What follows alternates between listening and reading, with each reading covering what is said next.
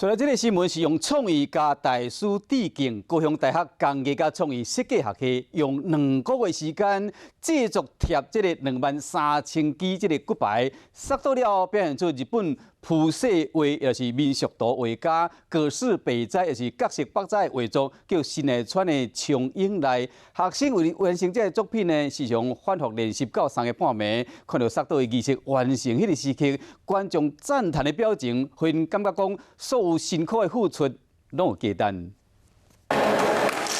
开始要杀到这个仪式，这动物拢真期待。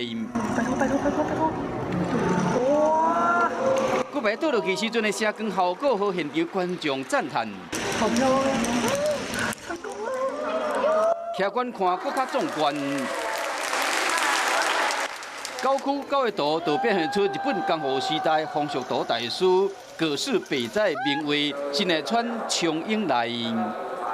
导完的那一刻真的是非常的感动，很累，但是很有成就感的心情吧。伊是高雄大学工艺甲创意设计学系学生，用2个月时间贴23000张的骨牌，甲一般骨牌无同款，这种是用合成板切出来。点线面的这样子的概念，在书本上的这些概念呢，把它做成是一个立体的方式呢，来把它呈现距离，然后速度，包含它的视觉导出来的效果，所以其实事实上是一个蛮大的挑战。这项课程活动将理论结合实际，吸引学生做伙来互动，和这个设计精神，会使继续突破加创新。